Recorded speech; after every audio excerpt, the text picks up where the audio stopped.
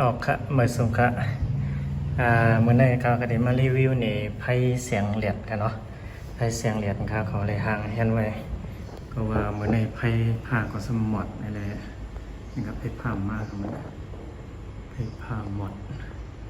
เขาเขาห่างเห็นไว้ไพ่เสียงเหลียดกันเนาะเพราะว่าไพ่หมดนี่ก็เดี๋ยวแล้วไพ่เสียงเหลียดในใจขึ้นนั่นขนาดนั้นห่างเห็นไว้ก็ว่ามือเขาในไพ่ก็ใกล้หมดเดี๋ยวมารีวิวนี่เขาเนาะล่าสุดเราได้ซับแรงเนียนได้ก่อนเขาเนาะอันนี้เป็นตัวนี้เป็นอันที่ผ้าผ่าเขาเนาะอันนี้ลูกดีโซลามาเขาเนอร์คอนโทรละชาร์เจอร์นี่เขาเนาะแล้วก็อันนี้เป็นปีทีครับลูกดีคอนโทรละกอดีปีทีครับตัวนี้อันนี้ซัมลูกดีปีทีกอดีแอมบัตตาเขาเนาะเนี่ยครับเขาหางแฮนไว้ด้วยในมือในไพ่หมดกันเนาะไพ่ผ้าหมดไพ่ม้าครับไพ่ม้าก็ขี่กันเนาะ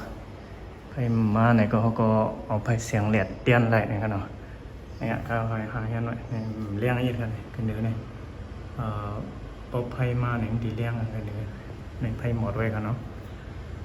นี่ครับโปตั้งในเป็นไพ่ผ้ากันเนาะหางแฮนไว้ที่นี่นะกำกับกระดิบผุยกันเนาะเอาไพ่อันลูกดีปีทีในกว่าดีแอมปะตะก่อนเอาคืนก่อนนะเนาะนี่ก็แห้งปีทีเท้าก็มีไว้มันเป็นเขาเฮ็ดไว้24โป้กันเนาะมือเลยเป็น28.6อะไรเงี้ย100%ในว่าเต็มเขาเนาะสร้างไว้เต็ม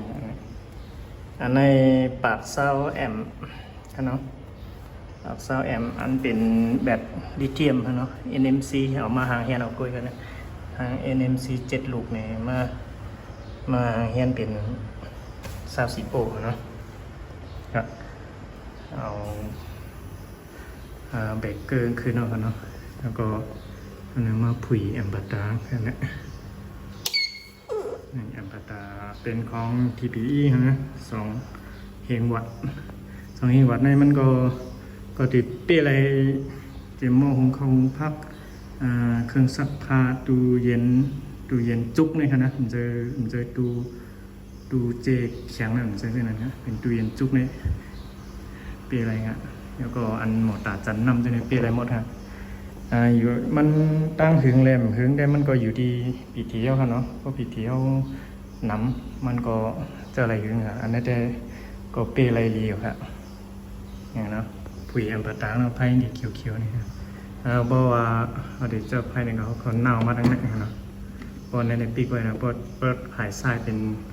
หายทรายในเป็นไพ่ผ้าแล้วแอมปะตาเขาไพ่เสียงแหลมแล้วก็อีมาไพ่นี่นะครับไพ่มาก2 ปาก17 16 17ก็อยู่มากไม้กันน้องเป็นลูกตีไพ่ตี4เลยปิ่นมาเป็นไพ่ A4 เนี่ย A4 เนี่ยอยู่ดี2 ปรับเศร้าขนาดนั้นมาเลยนี่ครับขึ้นแรงขึ้นมดเอาครับในเพื่อนก็แรงขึ้นมดนี่ครับไพ่มาเฮต้าก็เนี่ยก็ได้เสียบหมกเข้าครับเนาะเสียบหมกเข้าที่ในกูวันก็ครับเราแฮนทางแฮนกว่าทางกับใน2 ไพ่มดเอาครับนะเพื่อนนะมันในนี้มาจำนี่ว่าเอาหมกเข้ามาจำเลยนะเขามาจำกูวันแดงหุงเนื้อ2 ไพ่ครับมาผุยกันได้ยังไงกับหุงเนื้อ2 ไพ่กันมาเรียวมีปาก%เนาะนี่ครับมาแรงไหมหมอเขาเนี่ย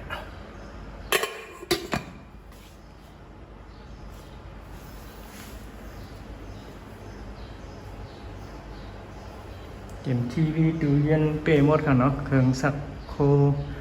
เครื่องลอยโคอันมีไว้อยู่15 กิโลนี่ก็เปย์ค่ะเนี่ยมันอยู่ดีแห้งแอมบัตตาเลยพิธีเดี๋ยวมาค่ะเนาะนี่ครับเขาหางแห้งไว้ว่าไพ่หมดนี่ก็ขี้เขาไพ่หมดเยอะมันอ่ะไพ่ผ้าหมดเขาก็ลายมาเป็นไพ่เสียงแหลกนี่ค่ะเนาะเมื่อเร็วแน่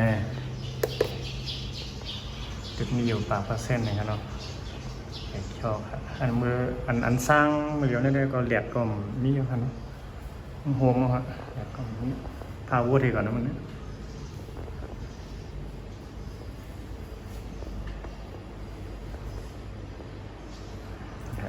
มาซ้ายก็เอาโซล่าก็เอาไว้ในหลังคาบนก็เอาลงไม้แล้วก็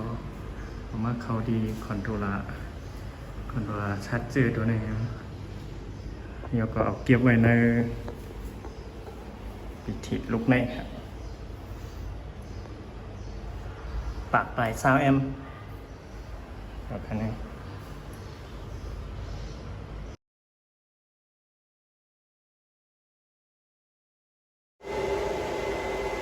โอเคครับซุปเดียวกันเนาะไฟเหลืองแล้วนะขึ้นไฟเหลืองครับสุกครับมาตัวกำลังมาตัวมันเด็กกึดหลายเปอร์เซ็นต์เลยครับหลายเปอร์เซ็นต์ที่ดูหลายเปอร์เซ็นต์เนี่ยมันย่อมมีครับเนี่ยผมเขาย่อมมองโค้งแข็งครับเนาะก็เป็นพิธี NMC ก็ได้เราซื้อมาประกอบกับห้องกล้วยครับเนาะมากับห้องกล้วยเราซื้อมา7 ลูกเลยเราม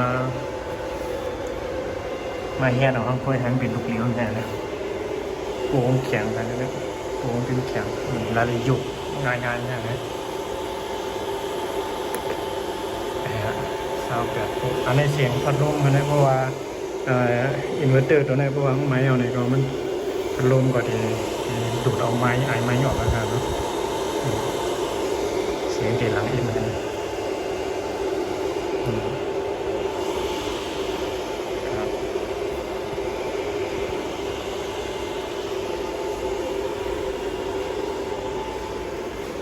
บอก20 นาที24-25 นาทีนะเนาะเขาก่อนนับอ่ะ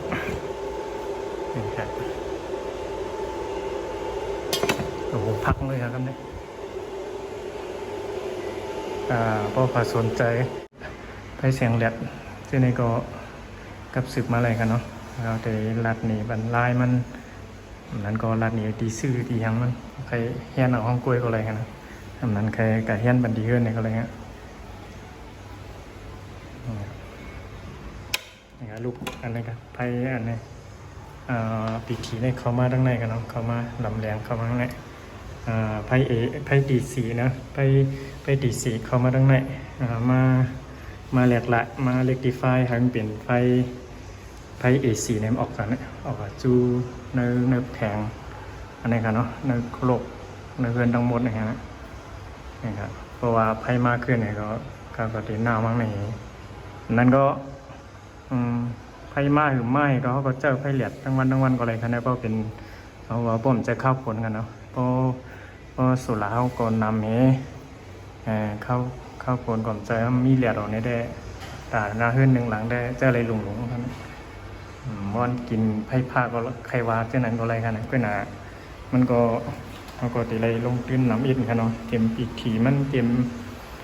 เครื่องมันเจ้าไหนกันนะแล้วก็สุราเจ้าเนี่ยค่ะนี่กันนายค่ะเนาะใหม่ส่งตั้งเสียงค่ะ